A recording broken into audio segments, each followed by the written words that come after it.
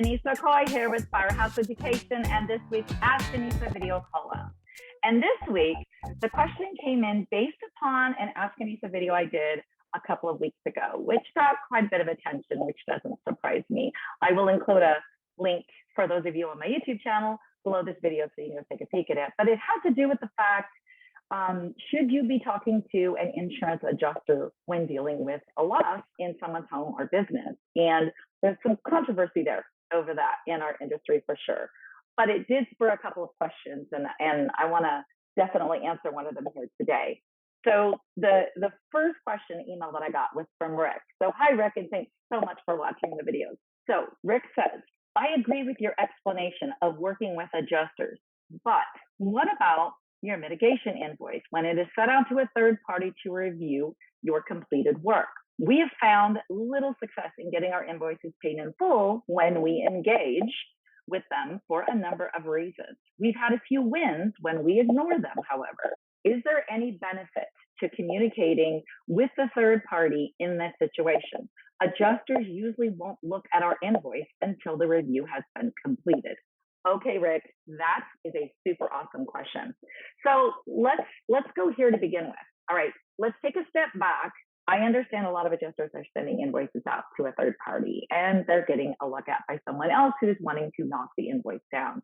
Let's put a pin in that thought for just a minute and let's take a step back to my original video where I was talking about having conversation with the adjuster and open communication to help onboard the adjuster so that everybody's on the same page while the work is in progress. So this is before your job's done. This is before you send your invoice in. I want to build a relationship, and I think it's a really good idea to build a relationship with the adjuster before we've ever sent an invoice in or before our work's complete. It's as we're going through the process. There's a lot of reasons for this. Number one, it's going to bring the adjuster on our team, right? Part of onboarding is getting everybody on the same page so we feel like it's a work with, not against. You are the cleaning restoration certified trained professional who needs to decide how the contents are going to get cleaned or how the structure is going to get cleaned and deodorized and brought back to pre-loss condition, like let's say after a fire. However, the adjuster is still the person at the end of the day that's going to approve the insurance company to write the check and get you paid quickly, which is what we want when we're doing our jobs, right? We want to get paid for the work we did, the correct work that needed to be done, and we want to get paid in full and quickly. If we have that adjuster on our same team, not feeling like we are in opposition with each other, that is going to happen smoother.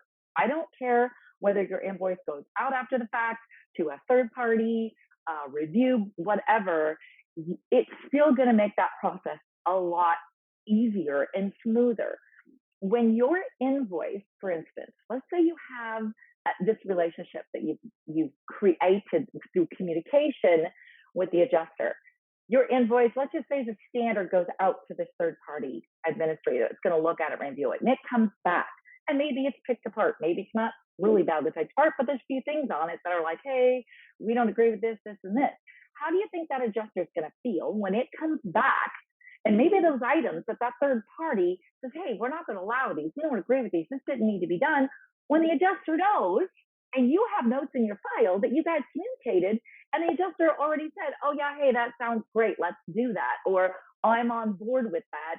And sort of already has given you an authorization, if you will. Does that make sense? So I feel like there's a lot of power in this pre-communication, this onboarding process that we have before with the adjuster, before the invoice ever goes in to him, which means it's going to, let's say this does automatically go to that third party review, but you and the adjuster already have talked about it. Maybe he hasn't looked at it because it hasn't been reviewed yet, but he's going to know, or she, what's on there because you guys have already had open communication. This is where it's really important to have documentation on this communication when you're onboarding with the adjuster as well. Notes of your phone calls, or a log that's going down the date and time and what you discussed and what they said, or copies of email, or back up the phone call with an email confirming, so that you have this stuff in writing. So is there any benefit to communicating with the third party people? I'm going to say no. I don't communicate with them. They're not my client. They are not my client in kind, as I feel the adjuster is. They've had nothing to do with this claim. They're looking at it strictly from a dollar standpoint. They are not certified and trained in doing the content restoration that I did and know what needs to be done. And my invoice is my invoice. It's my bill. I already did my work.